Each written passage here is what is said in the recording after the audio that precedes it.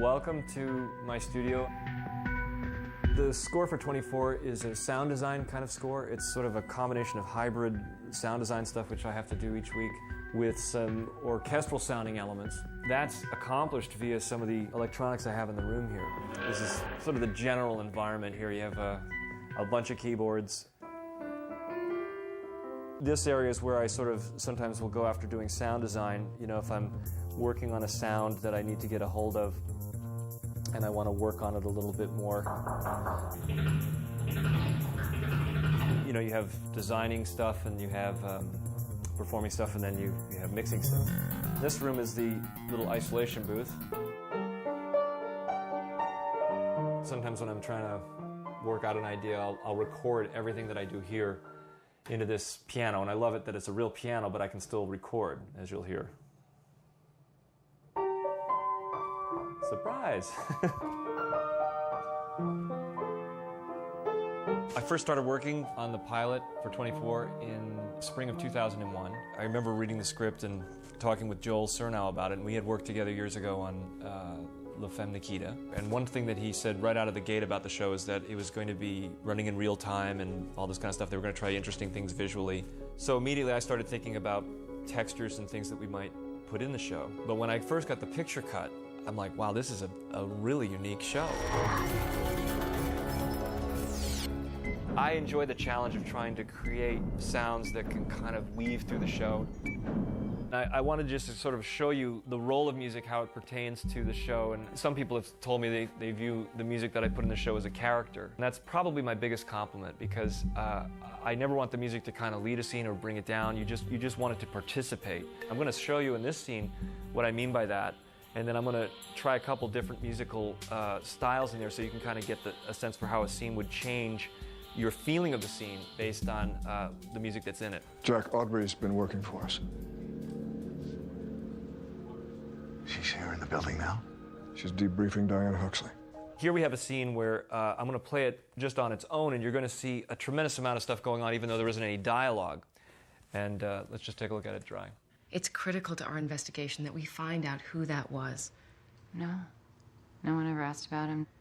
No one ever came to see him. When I get the shows delivered to me, they don't have any music on them. I watch it play down as if I was watching it on TV at home like you do. And I really pay attention to how I react. Those are the moments where I'll say, oh, and there's a real sort of organic thing that'll happen. I'll make a note of that because I'll want to sort of follow that. Those are generally good clues for me because I pay attention to what's happening to me when I watch it. Can you excuse me for a minute, please? Yeah. When you see that scene, there's something absolutely going on between them. You know, when I look at it, there's a tremendous amount of angst. They're almost overwhelmed. And so I'm going to just, build a very quiet texture here over this scene, and then we'll take it in a different direction. So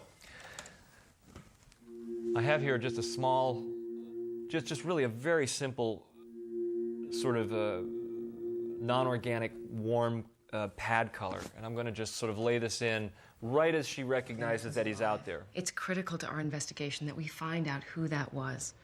No. No one ever asked about him.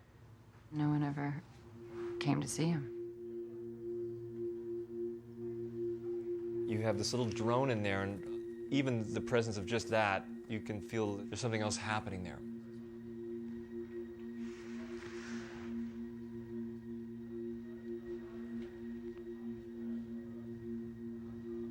Last year, I wrote a theme for these two.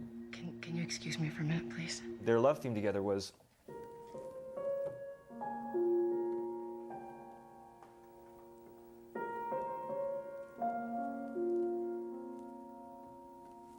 but I'm not going to play that in full relief there. But what I am going to do is I'm going to put the theme, I'm going to suggest the theme over this scene now.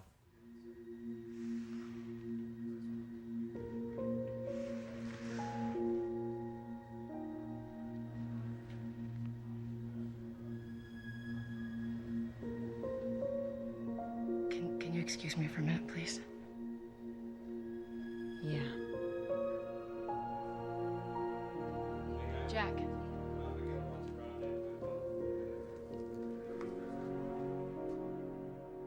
Now let's do another version.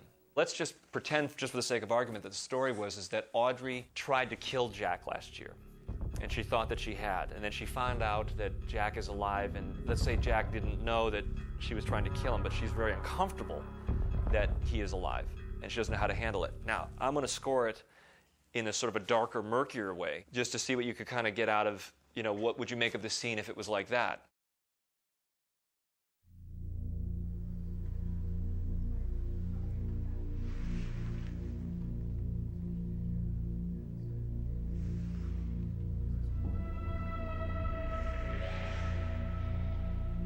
So already you're getting a much different idea as to what could this be about, right? Can you excuse me for a minute, please? Yeah. Jack. Jack appearing there is the first that they've seen each other in a year. So, you know, let's just say that we want to do sort of a hopeful kind of quasi-inspirational thing, which, you know, for 24 is not very common to have those warm and fuzzy moments, but they do exist.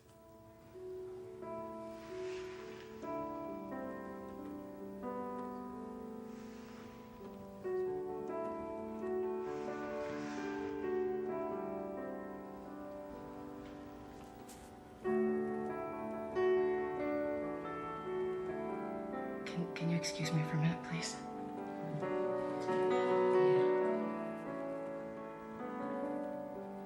Jack.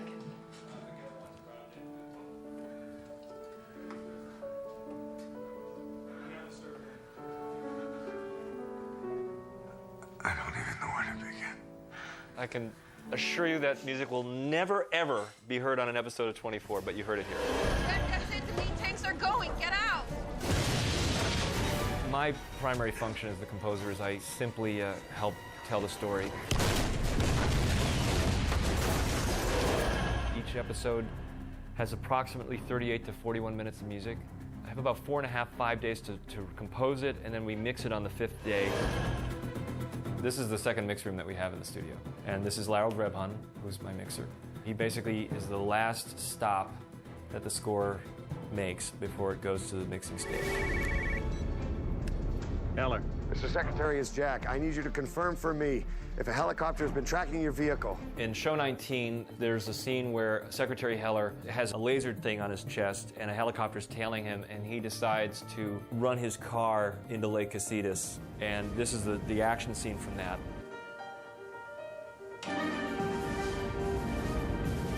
Tell Audrey I love her.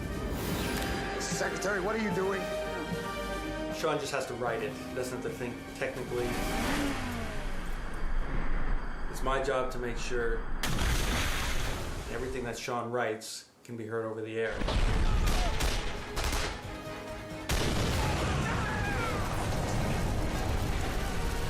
And then we send it to the mixing stage, which involves putting it together with all the music and the sound effects. This is all new. When Jack goes into the warehouse, that music till the end of the act has been updated.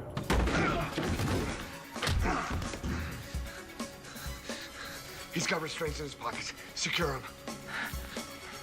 You know, you could lose that cymbal swell altogether. It wouldn't hurt anything if you want. When Jack runs out of the hangar, just for the end of that cue, just because it's Jack kind of running into the distance. I like that. All right, anything else you guys want to hear? I think that was about it. Everybody's happy with that one? I think that was great. It does sound better. When I get the show, it's in such great shape, and that really is the truth. I never get a show that I've ever looked at and said, wow, I don't know how to work with this. I mean, there's always good stuff. So I'm very lucky.